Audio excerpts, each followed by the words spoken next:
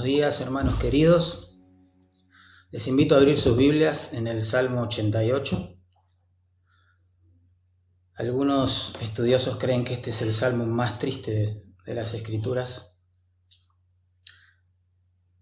El salmista está muy triste, pero a la vez lo notable del caso es que persevera en buscar a Dios. Por eso el título que le pusimos a este salmo es Alabando al mismo Dios que nos aflige. Alabando al mismo Dios que nos aflige. La sabiduría popular generalmente se expresa en frases positivas como estas, que seguramente escucharon en algún momento. Ya vendrán tiempos mejores. O cuando una puerta se cierra, otras 10 se abren. Los falsos predicadores, obviamente, proclaman cosas como estas también. Tus mejores días o años están por venir. Ten fe y alcanzarás todos tus sueños. Solo tienes que declararlo. Encima, los salmos de lamento, como este, suelen comenzar, es cierto, con un salmista afligido, pero suelen culminar con un siervo de Dios agradecido. Aún el libro de Job, que relata los grandes sufrimientos de aquel hombre de la antigüedad, termina con un final, entre comillas, feliz, digamos, ¿verdad? Pero este salmo, en particular, fue escrito para afirmar que Dios contempla excepciones, donde el final que se vislumbra para nada es alentador. El salmo comienza con una oración a Dios, en versículo 1, pero termina diciendo literalmente, mis únicos amigos son las tinieblas.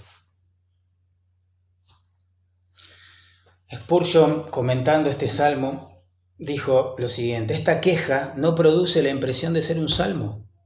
No podemos concebir cómo puede ser llamado con este nombre que denota un canto de alabanza a Dios. Pero la intención al llamarlo así es mostrar que la fe canta en las tribulaciones. Precioso. Emán, el autor de este salmo, nos enseña que la fe genuina alaba a Dios en el dolor y aunque no contemple quizás en el futuro tiempos mejores. Por eso el título del sermón, Alabando al Dios que nos aflige. Para la comprensión del salmo será clave entender quién es Emán Ezraíta. Parece que él fue un hombre muy famoso por su sabiduría. Por ejemplo, en 1 Reyes 4:31 se dice que Salomón fue más sabio que todos los hombres, más que Etán y que Emán Ezraíta. ¡Wow!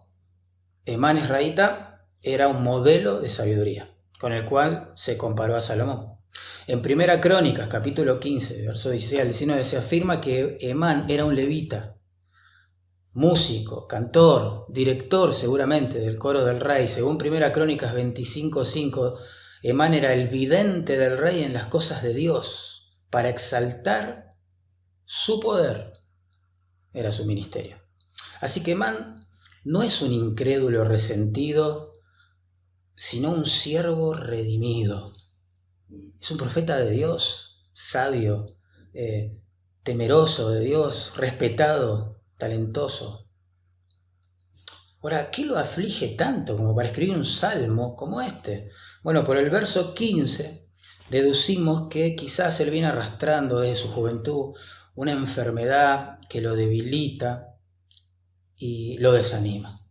Seguramente, como Pablo nos explica en 2 Corintios, él también habrá pedido al Señor muchas veces ser sanado, pero los años pasan y Emán continúa con la misma aflicción.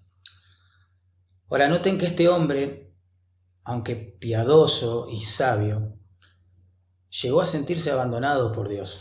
Verso 14 dice, ¿por qué, oh Jehová, desechas mi alma? ¿Por qué escondes de mí tu rostro? También se sintió abandonado por sus conocidos. Noten, verso 8, has alejado de mí mis conocidos, me has puesto por abominación a ellos. Wow. Y lo que es peor, se ha sentido abandonado también por sus amigos. Verso 18 dice, has alejado de mí al amigo y al compañero.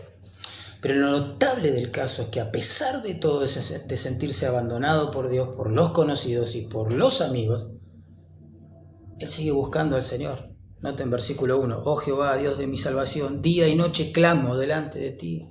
Nota en verso 9, mis ojos se enfermaron a causa de mi aflicción, te he llamado, Jehová. Cada día he extendido a ti mis manos. Nota en el verso 13, mas yo a ti he clamado, oh Jehová, y de mañana mi oración se presentará delante de ti. ¿Lo ven? Una de las características de la fe genuina es que persevera en buscar al mismo Dios, que circunstancialmente lo aflige.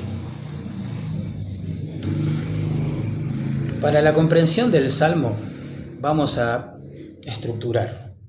Versículos 1 y 2 podemos hablar de la súplica de un creyente que sufre. Verso 1 dice, oh Jehová, Dios de mi salvación, día y noche clamo delante de ti. Bueno, quizás como dicen algunos comentaristas, estas son las únicas palabras positivas del Salmo, pero para mí son mucho más que eso, porque reflejan la realidad de que Man era un creyente. Él cree de todo corazón que Dios es su Salvador. Claro que sí. Cuando un creyente fiel está abatido y desesperanzado, no tiene otra opción. Él va a clamar a su Dios por ayuda. No va a recurrir a un mano santa, a alguna religión de misterio, a los astros. Él va a buscar a su Señor. Se va a refugiar en el mismo Dios que lo aflige. Lo hará de día y de noche, como dice el texto, verso 1.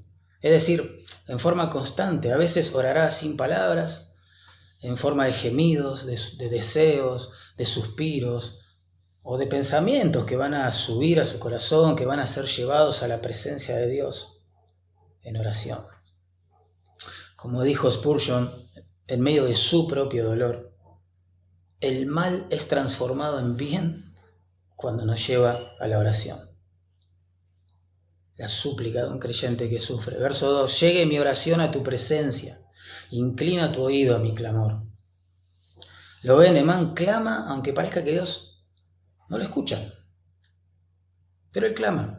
La palabra que se traduce clamar allí significa llamar a gritos, invocar. Hasta puede ser un pedido de auxilio. Clamar a Dios es solicitar su ayuda. Tenemos que aprender, hermanos, a ser sinceros con Dios, derramar nuestro corazón delante de Él, ir a su trono como estamos. Y imagino que en medio de esta conmoción en la que vivimos en estos días, con el coronavirus y el aislamiento obligatorio ya, muchos pensamientos suben nuestro corazón, tenemos que derramarlos en la presencia de nuestro Dios. Alguien dijo que al quirófano, y es cierto, nadie va bien peinado, ¿no? Con ropa de marca, bien arregladito, maquillado. No. En el quirófano esas cosas no importan. Se trata de vida o muerte, no de apariencias. Bueno, de la misma manera, cuando clamamos a Dios en medio del dolor, no importan las apariencias, hermanos. Debemos aprender a clamar.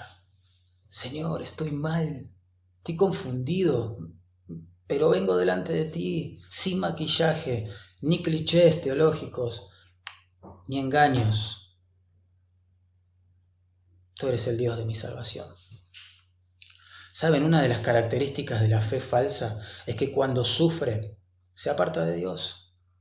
Jesús afirmó que hay gente que recibe la palabra con gozo, cree por algún tiempo, pero en el tiempo de la prueba se aparta o apostata. Esa es la idea. Lucas capítulo 8, verso 3. Pero una de las características de la fe genuina es que cuando la vida se derrumba, se vuelve a Dios en oración, persevera en buscar a Dios, como Emán aquí, como Job, y como seguramente te ha pasado a vos, hermano querido. La súplica de un creyente que sufre. Versículos 1 y 2. 2. Vamos a ver la certitud de un creyente que sufre. Versículos 3 al 7. Un creyente fiel cuando sufre asume que su dolor es producto de la mano soberana del Señor sobre su vida. No de la fatalidad, no de la mala suerte, no cree en tragedias. Cree en un Dios soberano. Vamos a leer. Verso 3. Porque mi alma, dice el salmista, está hastiada de males y mi vida cercana al Seol. En otras palabras, lo que está diciendo es, Dios, estoy cansado de tantos males, estoy harto, diríamos nosotros. Él creía que ya no cabría ni una gota más de sufrimiento en el vaso de su alma. Nosotros diríamos, toqué fondo, ¿no? El uso del plural acá sugiere que Emán tenía en mente muchos males, y no solo la enfermedad referida en el versículo 15. El Seol, de hecho, es el lugar en el Antiguo Testamento donde van las almas de los muertos. Lo que Emán está diciendo en lenguaje figurado es que él se siente morir. Ya está. Está en un coma espiritual inducido por Dios. La conclusión de todo esto, bueno, Dios puede permitir e incluso provocar dolor, sufrimiento, aflicción en las vidas de sus mejores siervos. Verso 4 dice, soy contado entre los que descienden al sepulcro, soy como hombre sin fuerza. En otras palabras, él siente que es un muerto en vida. Quizás sus amigos dirían que, bueno, ya está desahuciada su causa, que no hay nada para hacer por Emán, más que contratar un servicio fúnebre quizás. Emán siente que está como en un coma espiritual, del cual ni el Señor, ni sus amigos, ni sus allegados lo pueden sacar. Emán dice allí el verso 4, es un hombre sin fuerza, así se siente. No solo cree que Dios y sus compañeros no pueden ayudarlo, sino que asume que él mismo se ha quedado sin recursos para hacerlo. Es como, yo me imagino a Emán diciendo, bueno, apenas puedo arrastrarme por mi cuarto. Se me acabaron las ideas, no tengo fuerza, no tengo ya ganas. Lo intenté muchos años, pero nada dio resultado. ¡Wow! ¡Qué cuadro del creyente que sufre por un largo periodo de tiempo! ¿Cuántas veces hemos dicho algo parecido?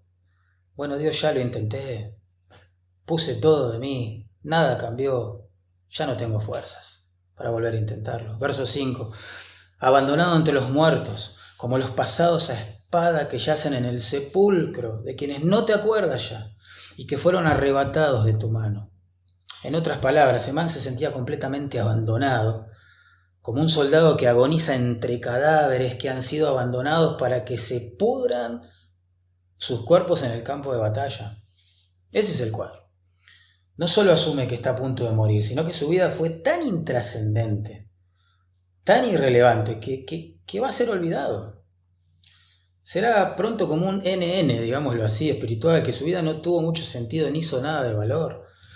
Él se siente claramente abandonado por Dios. Una cosa es que los familiares o amigos lo olviden, porque no saben dónde está enterrado el cuerpo de ese soldado.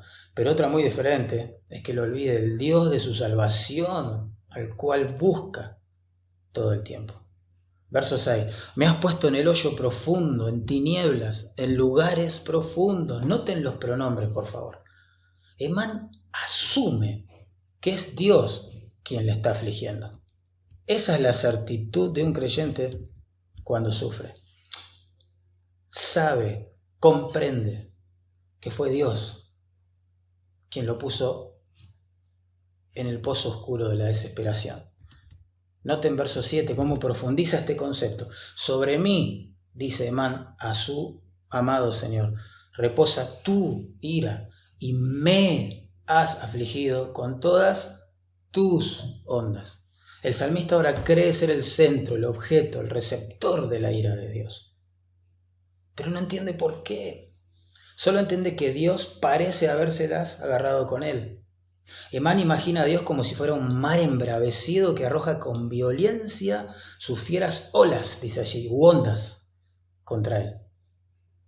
Y así, piensa en la metáfora, así como una ola sigue a la otra, y esta a otra, y a otra, esto describe la dura sensación de que, bueno, la cosa nunca va a terminar, de que un problema llama al otro, y cuando fuimos golpeados por uno de ellos y parece haber desaparecido, viene otro y otro y otro, y se complica y cada vez más, y parece que el alivio nunca va a llegar. Hermanos, por favor, recuerden quién es Emán. No es un incrédulo resentido porque no le encuentra sentido a la vida y a su sufrimiento. Es un redimido consagrado a su Señor. Desde su juventud sirve a Dios bajo la carga de una enfermedad. Un hombre fiel, sabio, temeroso de Dios. Sin embargo, se siente así. Cuando atravesamos esas noches oscuras del alma, hermanos, solemos asumir que Dios está irado contra nosotros.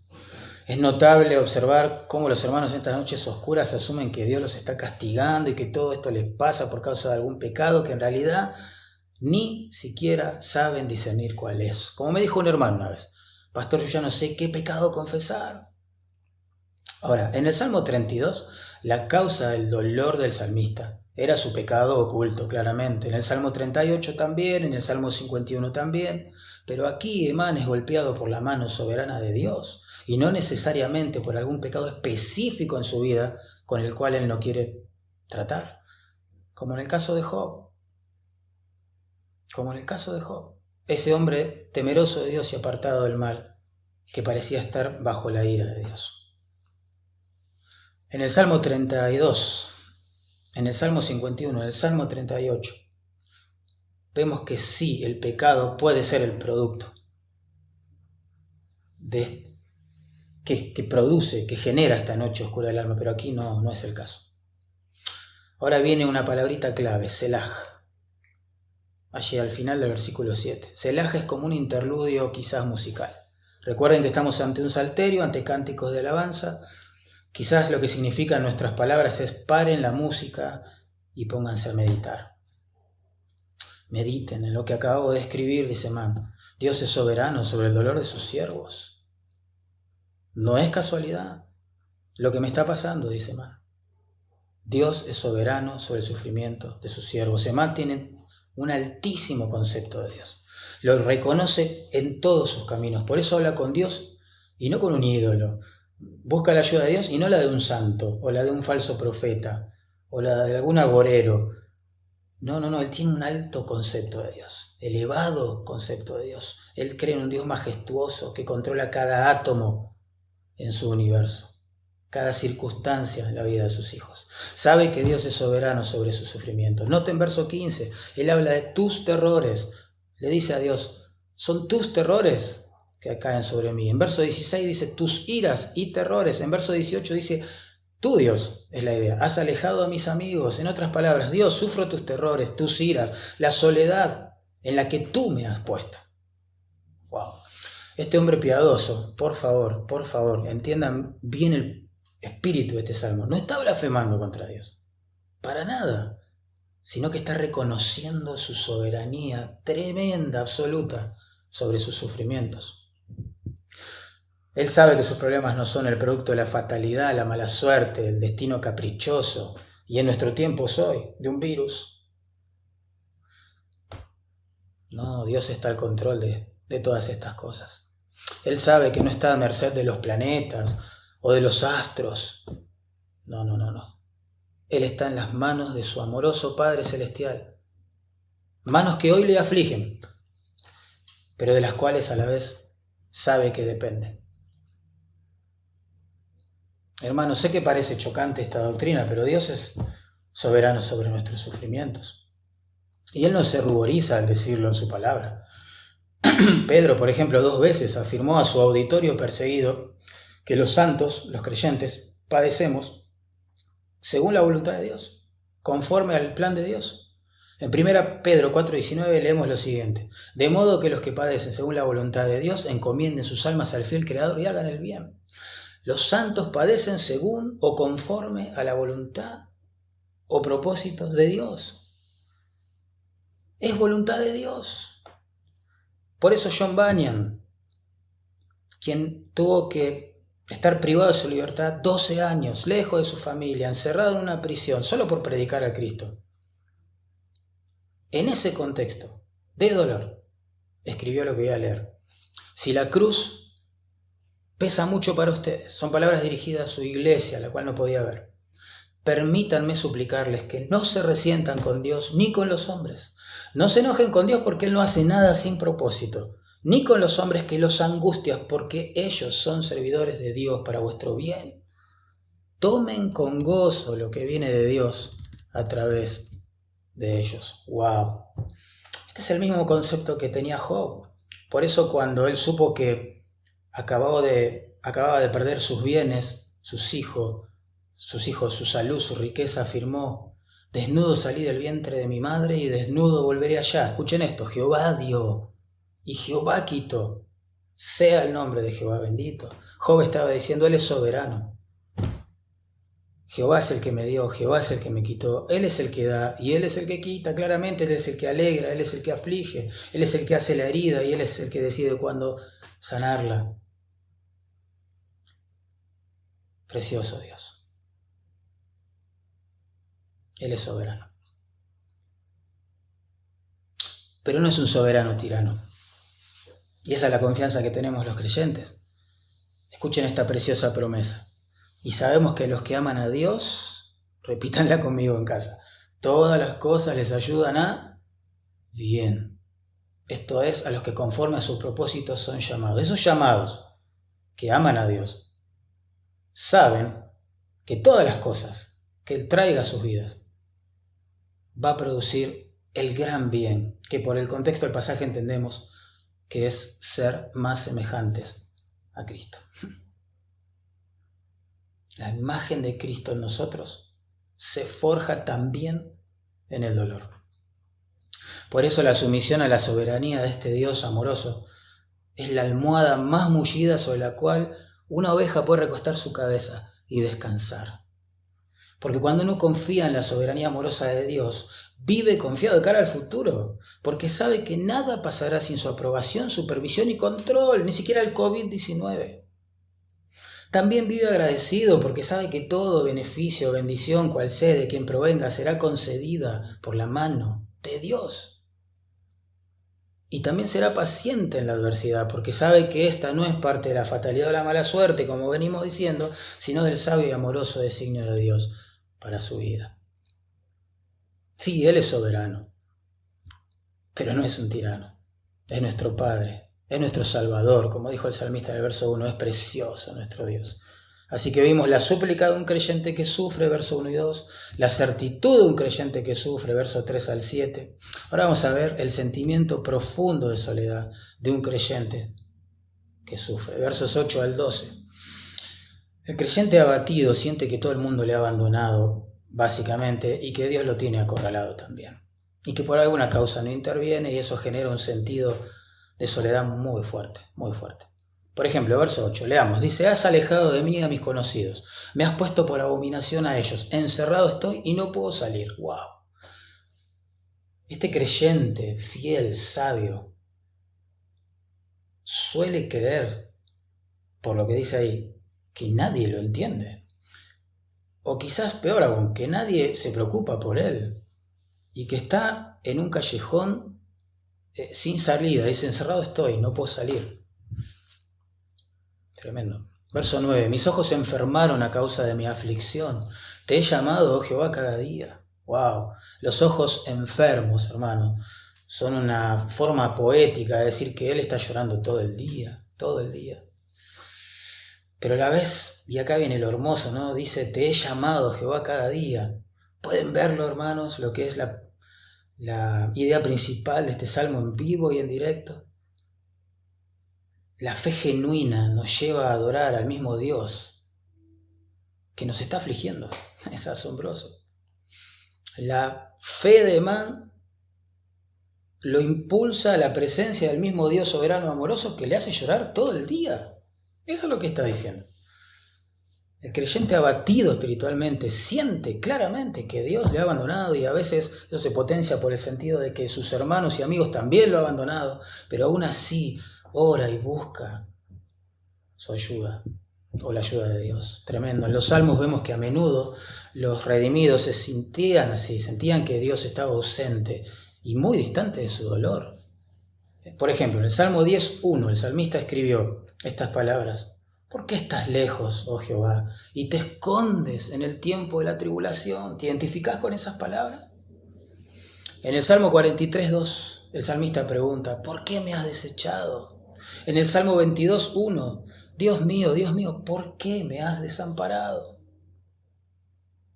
Tremendo. Así sucedió también en la vida del justo Job. En un solo capítulo vemos que lo perdió todo. Familia, bienes y salud. Pero durante los siguientes 37 capítulos, ¿saben qué dijo Dios al respecto? Nada. Nada. Los que hablaban y malinterpretaban la situación eran sus amigos. Dios permanecía callado. Ahora, en medio de este silencio divino, es que Job afirmó estas palabras preciosas. He aquí, dice Job, yo iré al oriente y no lo hallaré, a Dios, y al occidente y no lo percibiré. Si muestra su poder al norte, yo no lo veré. Al sur se esconderá y no lo veré. Mas Él conoce mi camino. Me probará. Wow. Y saldré como oro. Job 23, 8 al 10. En otras palabras, yo no sé dónde está Dios. No sé. No puedo verlo, no puedo percibirlo. Pero sí sé que está haciendo.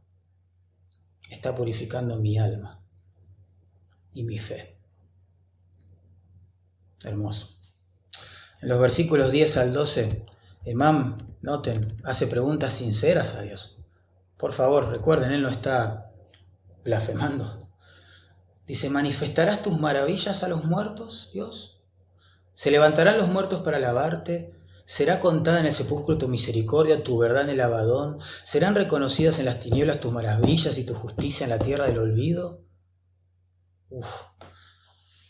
Pensemos, estas preguntas están íntimamente relacionadas con las circunstancias y estilo de vida de Emán, porque recuerden que él era un líder de alabanza en Israel. Toda su vida fue dedicada a alabar a Dios con su voz e instrumentos. Desde su juventud, dice el verso 15, él se ha dedicado a manifestar y publicar por esos medios musicales la misericordia, la verdad, la justicia y las maravillas de Dios. Pero ahora parece que Dios le está por quitar la vida. Eso es lo que él siente. Entonces Emán, con estas preguntas parece decirle a Dios, Dios, no me mates, porque yo quiero seguir alabándote. Si me matas, ya no podré dirigir a tu pueblo en alabanzas, en acciones de gracias, no podré contarles acerca de tu misericordia, tu verdad, tu justicia, tus maravillas. Lo que en realidad está diciendo Emán es, Dios mío, no me mates, dame vida, yo porque quiero vivirla para tu gloria, Dios. Tú sabes que mi vida está en tu altar, es para ti. Quiero seguir dirigiendo a tu pueblo en alabanza. Dame unos cuantos años más para seguir ministrando. Saben, acá veo algo precioso también, un cuadro hermoso. Todo obra para bien, aunque ahora no lo podamos ver. Emán oró para que Dios no le quitara la vida porque quería seguir glorificando su nombre. Ahora la pregunta es, ¿le ha respondido Dios esta oración? Claro que sí. No sabemos cómo terminó la historia de Emán, el Salmo no lo revela, pero sí sabemos que su petición fue oída, ya que su testimonio reflejado en este hermoso Salmo no solo que engrandece nuestro concepto de Dios, sino que ha bendecido también a miles de creyentes afligidos durante siglos, y mi esperanza es que ahora lo esté haciendo con vos también.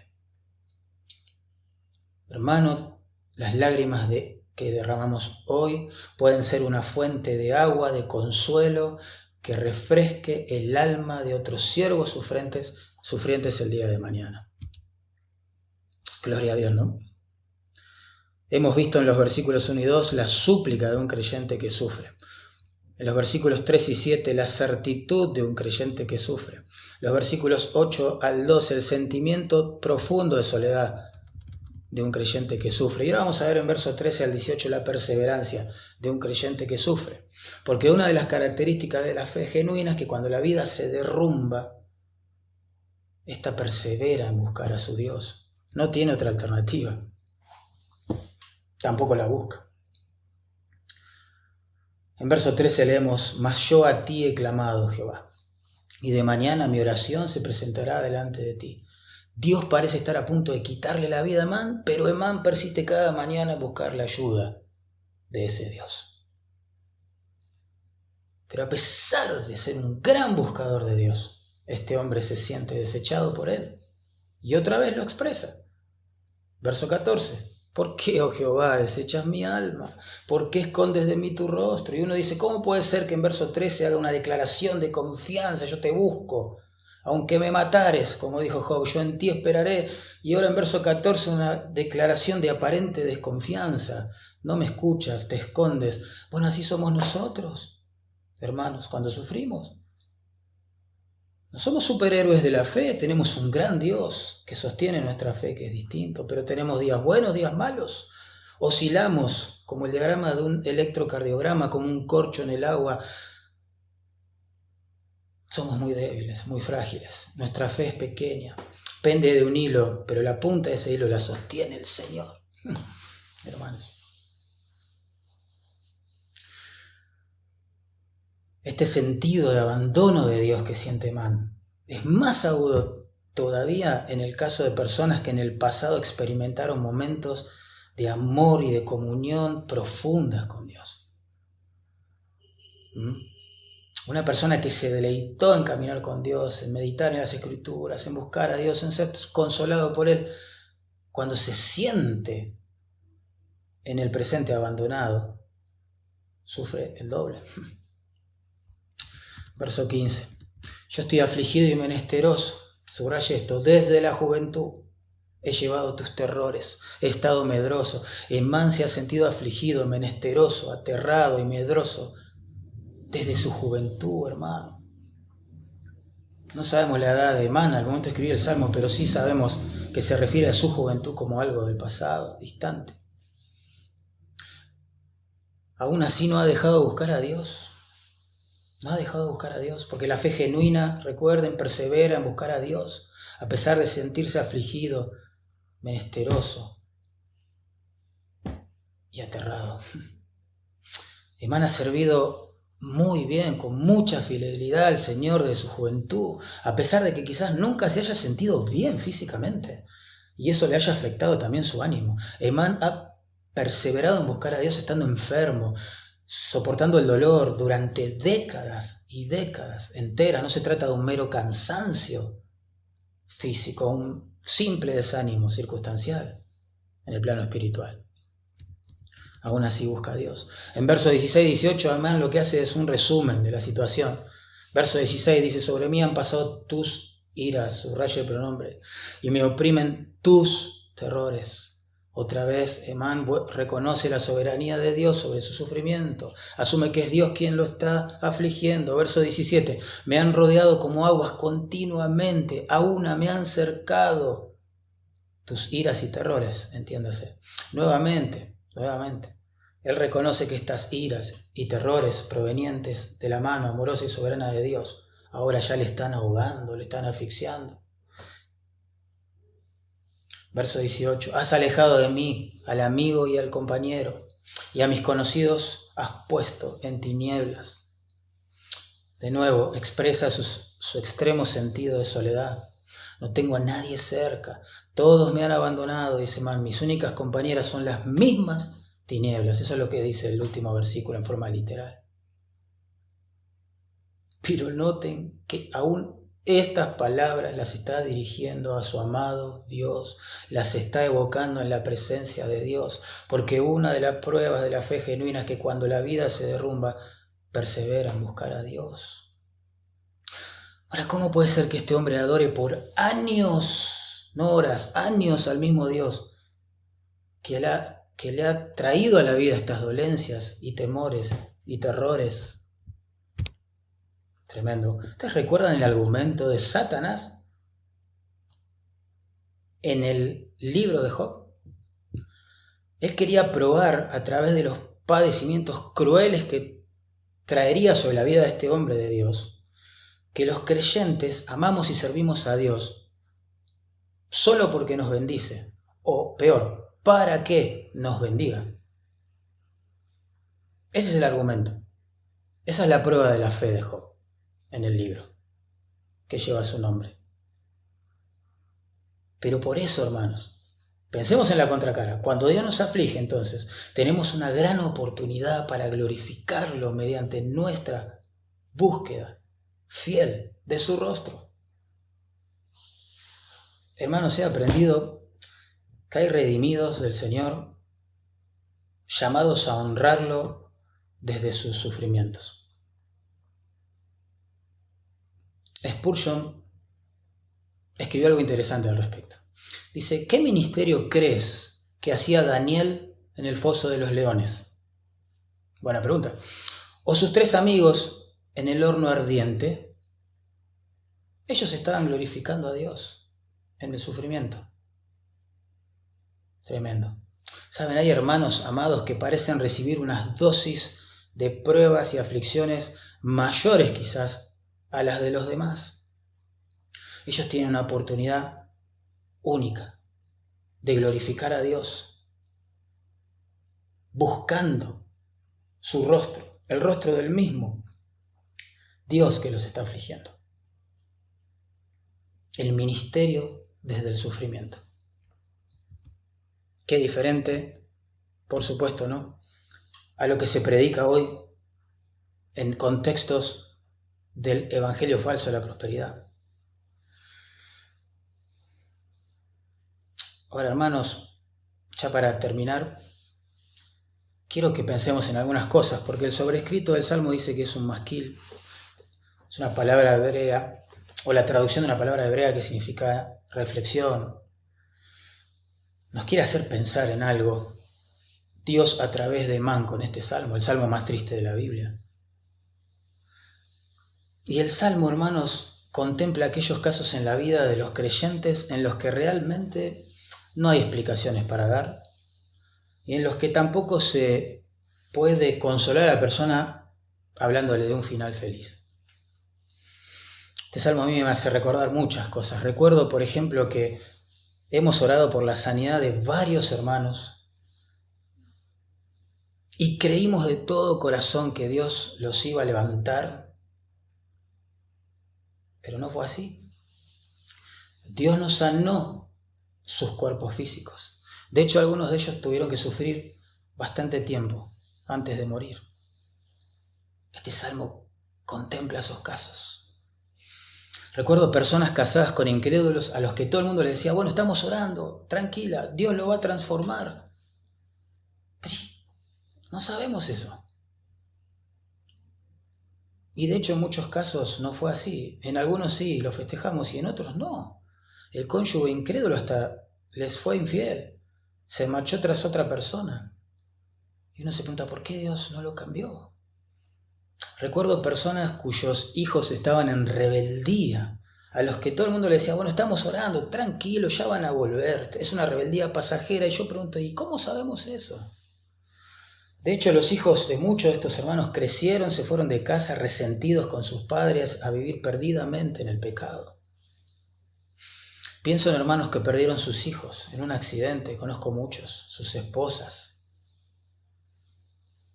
Vengo de una conferencia donde uno de los misioneros, en plena reunión, se enteró de que su esposa había enfermado de gravedad, que tenía horas de vida.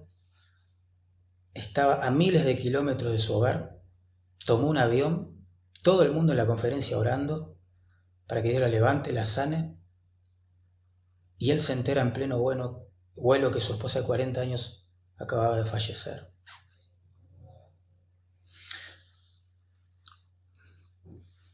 Pienso en hermanos que han contraído una enfermedad crónica, aunque no necesariamente terminal, no sé, a los que les han prometido en diferentes iglesias sanidad. Pero pasan los años, las décadas, pero la sanidad física nunca llega. Pienso en aquellos siervos de Dios que son criticados, maltratados, o cuyos ministerios fieles no tienen frutos visibles y se les dice, ánimo, la bendición vendrá después. Pero en realidad la bendición visible nunca vino.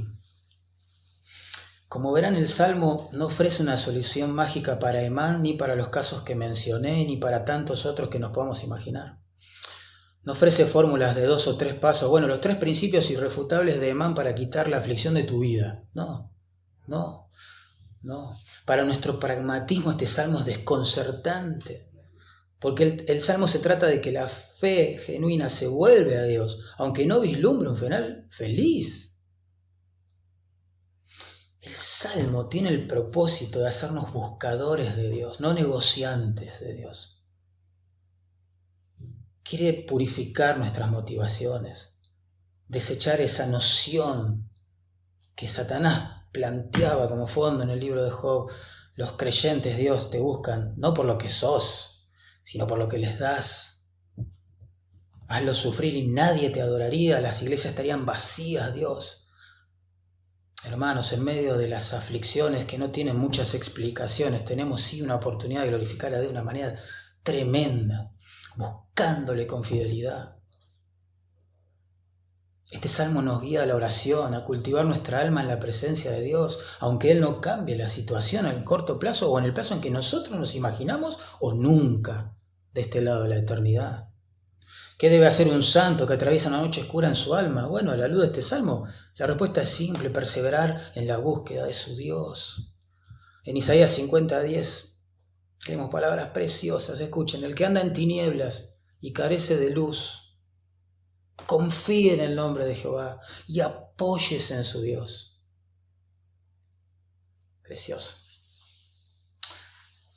Solo para terminar, miren, la historia de la iglesia nos dice que cada Viernes Santo las congregaciones se reunían a alabar al Señor y leían las palabras del Salmo 22 y las de este Salmo, el 88, porque ellos pensaban que se aplicaban directamente a los sufrimientos del Señor, porque Isaías, anunciando su venida 700 años antes de que se encarnara, dijo que él iba a ser un varón de dolores, experimentado en quebrantos. Nadie sufrió como él. Saben, él vivió 33 años comprobando tener una justicia perfecta. Decidió morir en lugar de los injustos, sufriendo el castigo que nuestros pecados merecían. Se hizo maldición, sufrió la ira del Padre, fue tratado como si fuera el culpable de todas nuestras maldades. En la cruz fue desamparado por su Padre en los cielos, por todos sus seguidores y aborrecedores también en la tierra. Así Dios castigó mi pecado y tu pecado en el cuerpo de Jesús, su amado Hijo, sobre el madero. El justo por los injustos murió para llevarnos a Dios, porque Él resucitó el tercer día, como lo había dicho, y como lo dice aún la tumba vacía. De este modo, el justo Jesús muere por los injustos, pecadores, miserables como nosotros, y ofrece dar la justicia que demostró tener a todo pecador que, refugiándose en Él, se vuelva de sus pecados al Señor. Una pregunta quizás para que ustedes puedan trabajar ahora en casa, con quienes estén escuchando este video. ¿Cómo se pueden aplicar las enseñanzas de este salmo a esta etapa oscura y extraña en la que vivimos prácticamente en todo el planeta como consecuencia de este virus, COVID-19? ¿Qué principios podemos extraer que nos sostengan y después compartir a otros para que sean sostenidos? Dios sea glorificado en todas las cosas y aún en medio de nuestro dolor. Señor les bendiga, los extraño un montón. Iglesia querida, oro al Señor que pronto nos podamos volver a reunir.